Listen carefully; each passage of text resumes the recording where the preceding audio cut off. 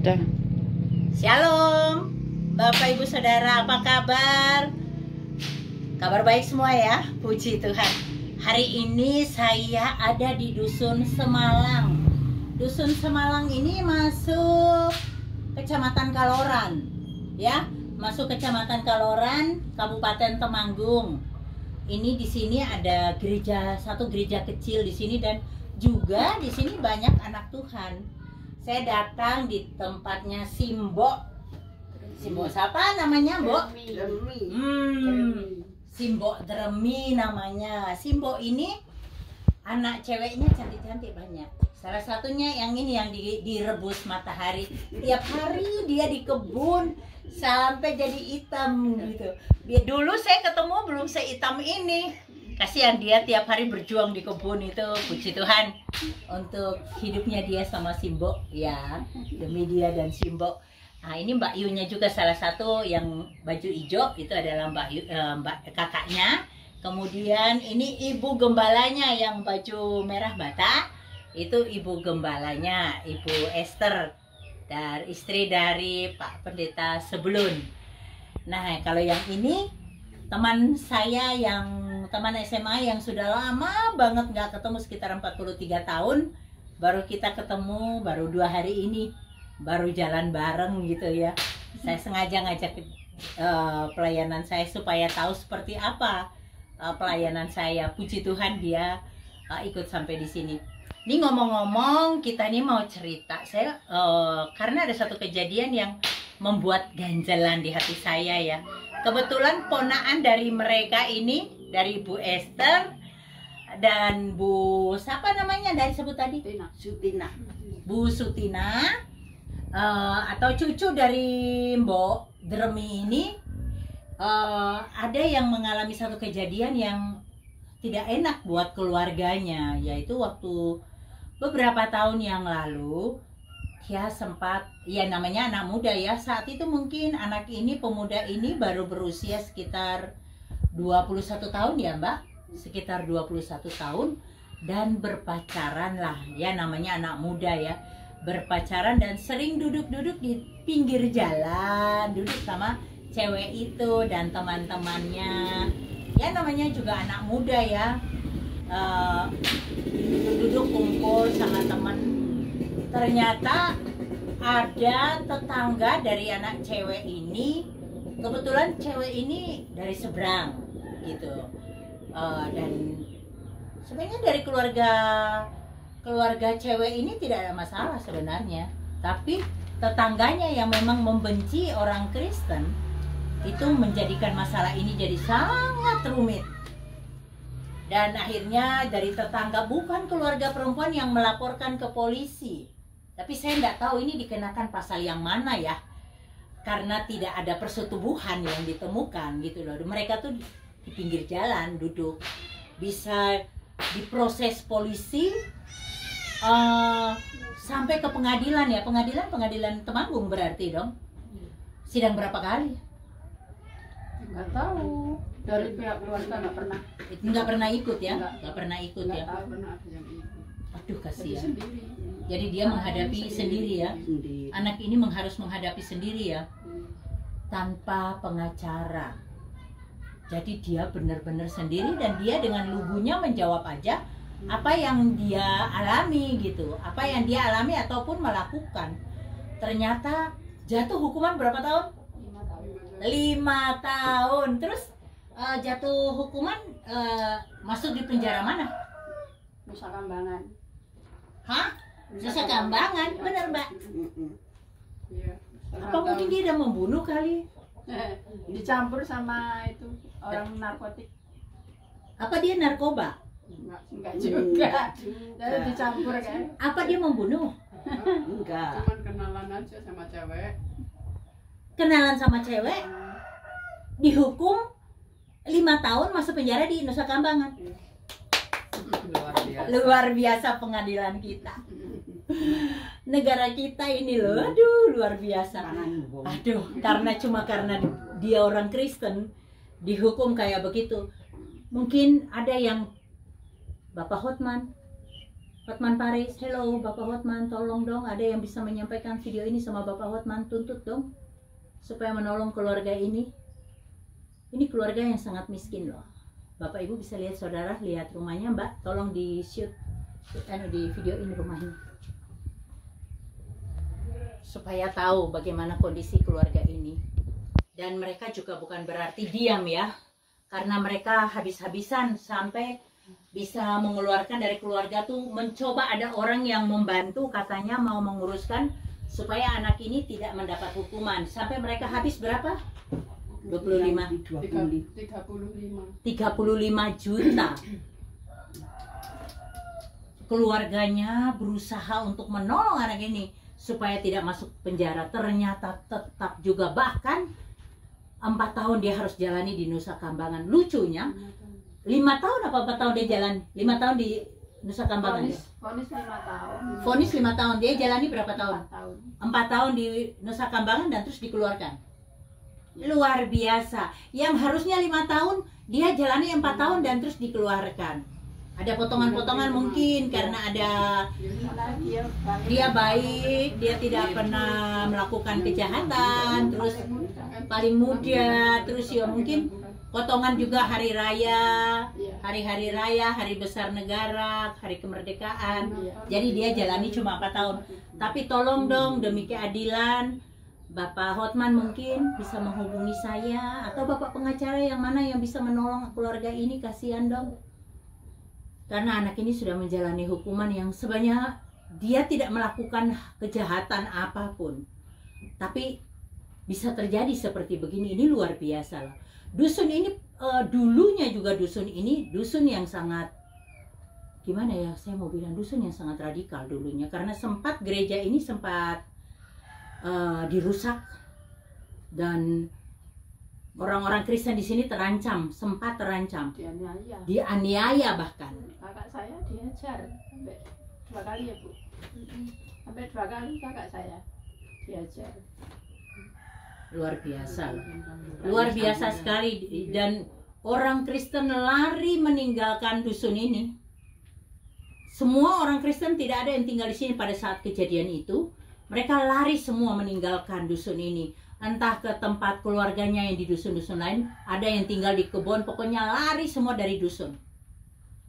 Tapi malam-malam harinya, waktu itu belum ada listrik ya, belum ada masuk listrik, sehingga waktu itu mereka yang mengintimidasi orang-orang Kristen, seluruh kampung orang ini pada ketakutan sendiri karena begitu banyak tentara yang mereka lihat ada di dusun ini dan berbaris berjalan kelilingi kampung. Wow, padahal waktu itu musim hujan, mestinya kalau ada banyak tentara ada bekas tapak kaki ya, tapi tidak ada bekas tapak kaki dan tidak ada satu orang pun yang melaporkan pada tentara ataupun polisi. Tapi begitu banyak tentara dan hanya ada malam hari, siang mereka tidak ada. Hanya ada malam hari. Itu aneh kan? Saya mau bilang bahwa Tuhan tidak pernah meninggalkan anak-anaknya. Pembelaan dari Tuhan tuh ada. Amin. Malaikat surgawi lah yang menyerupai tentara-tentara itu. Luar biasa Tuhan kita dahsyat. Mereka melindungi jemaat di sini. Tuhan tidak akan mempermalukan anak-anaknya. Luar biasa loh. Dan dusun ini memang dusun yang boleh dikata dusun yang termasuk dusun yang sangat minus ya. Sangat minus karena pertaniannya itu, tanah di sini juga sangat buruk kondisinya karena banyak kapur ya. Tanah berkapur dan seperti berkerikil, kapur putih dan berkerikil. Jadi kalau mereka bisa menanam, bisa ada hasil, itu harus banyak pupuk ya. Itu luar biasa sekali. Jadi memang sangat sulit di sini. Tapi yang kembali lagi ke pemuda tadi ya, setelah apa yang terjadi yang merubah, setelah dia kembali, mungkin Mbak Esther bisa cerita apa yang berubah dari anak ini? Perubahannya ya luar biasa. Kalau dulu anak ini pemalu, enggak pendiam gitu ya. Pendiam. Jadi enggak, jarang ngomong gitulah. Kalau enggak ditanya gitu ya enggak ngomong. Ngomong pun misalnya ditanya ya jawabnya cuma satu, udah kayak gitu. Tapi ya ada pembelajaran yang baik, yang positif dengan cara seperti itu. Tuhan memproses dia dengan luar biasa. Amin. Di sana ketemu orang-orang baik, orang-orang luar negeri juga banyak yang di sana. Ya, puji Tuhan bermusik, ya tiap hari di gereja. Ya, puji Tuhan ya. Ya, ibadah 1 minggu 3 kali di sana. Terus dia suka bersih-bersih, kadang suruh nyuciin baju teman-temannya, terus dikasih uang gitu. Suruh pijet juga ya. Temennya bikin sarimi ya dia dikasih kayak gitu. Jadi meskipun dari keluarga memang nggak pernah nengok ya, ngirim uang. Pernah nengok nggak? Saya nengok 3 kali kayaknya saya. Selama dia di sana Ya, itu ya. Kalau dari keluarga 1 kali. Karena yang paling dekat kan saya. Iya. Terus teman-temannya suka ngajarin dia main musik. Jadi sekarang ya dia main musik di gereja ya. Bisa main musik, bisa ya nyanyi di depan juga sekarang berani ya. Mental lah kayak gitu. Kalau dulu sama sekali enggak. Ya mungkin ini cara Tuhan yang memproses anak ini supaya anak ini bisa bangkit. Luar biasa itu Tuhan, cara Tuhan untuk memproses kehidupan anak-anaknya dengan cara kadang-kadang dengan cara yang begitu ekstrim ya. Kalau aku bilang ini ekstrim banget karena dia tidak melakukan satu hal kejahatan apapun. Pacaran itu kan normal manusia. Buat soal agama, orang pacaran berlainan agama pun itu sebenarnya cinta tuh kan iya sah-sah aja. Orang jatuh cinta tidak punya mata, cinta tidak punya otak. Ya dia jatuh kemana ya, pilih dia datang tiba-tiba dia tidak lihat siapa kamu. Oh itulah cinta ya gitu ya. Tapi dalam hal ini dia harus menjalani hukuman yang kayak begitu tuh luar biasa ya. Dari pihak perempuan apakah yang melaporkan? Dari tetangga perempuan itu. Kalau dari saya dengar sih kalau dari keluarga nggak apa-apa ya. Nggak apa-apa, enggak. Itu sebenarnya cuma tetangganya yang ya karena mungkin ada hal-hal tertentu untuk mereka. Pada akhirnya juga orang-orang yang ini berapa bulan kemudian mereka sudah masuk keluarga mereka ya. Puji Tuhan, penghakiman Tuhan itu luar biasa ya. Hak perempuan itu dijadikan. Wow. Sama tetangganya habis-habisan. Wow. Kebun habis, sapi, kebun habis, sapi habis, diminta sama tetangga itu ya. Wah, pasti ada kejadian lain lagi dong. Bukan kejadian ini dong, dengan kejadian lain. Ya, nggak tahu saya cuma dengar aja sih. Dengar ya, iya, keluarga banyak perempuan. juga mereka, keluarga perempuan ini katanya. Aduh, kasihan. Ya, penghakiman Tuhan lah itu ya. Tapi orang yang tetangganya ini masuk bui juga. Masuk. Kasus lain ya. Pencurian. Malah pencurian ya. Curi uang. Asik. Karena kan pertama sama Titus itu mana orang yang namanya ditampar itu ya. Dia tampar Titus. Iya, pertama datang dia yang nampar, yang diberi 3 bulan itu. 3 bulan di Polres apa di Polsek? Di Polsek. Sempat 3 bulan. Iya. Kesalahan ki opo to sampai bisa masuk bui ki kesalahannya opo sak jane bocah iki? Ya orang kan mencuri uang tadinya yang nampar Titus itu yang pertama nampar Titus. Yang juga punya kakaknya. Terus kakaknya lapor. Karena nggak terima. Tidak, tadi dia nampar Titus tuh kenapa? Ya itu gara-gara cewek. Cewek ini tadi. Iya. Pertama datang. Tapi akhirnya dia masuk bui karena mencuri uang. Iya. Ya, orang itu, orang yang jahat itu, kapok. Dapat yang setimpal. Pembalasan Tuhan itu adil gitu. kita nggak usah balas, tapi Iya, Tuhan yang balas luar Ya, biasa. kita nggak mau balas lah. Enggak sih, nggak pernah Nggak ngelamar sih, ada kan. yang ngelawan. Mau diapain juga nggak pernah ngelamar. Benar, Tapi benar, ini nggak pernah. kasus yang aneh banget. Saya tuh ya heran-heran. Ini Gara-gara pacaran. pasal yang mana yang dikenakan ke anak pemuda ini sampai bisa masuk penjara bahkan ke Nusa Kambangan. Seakan-akan dia melakukan kesalahan yang sangat fatal, besar sekali kesalahannya. Teman-temannya pembunuhan, ada narkotik, banyak. Bandar narkotik, pembunuh yang ada yang bahkan mungkin sudah hukuman mati malah di situ Banyak. seumur hidup ya. Loh, kok dia malah ditaruh di situ jatuh 5 tahun kan aneh ini.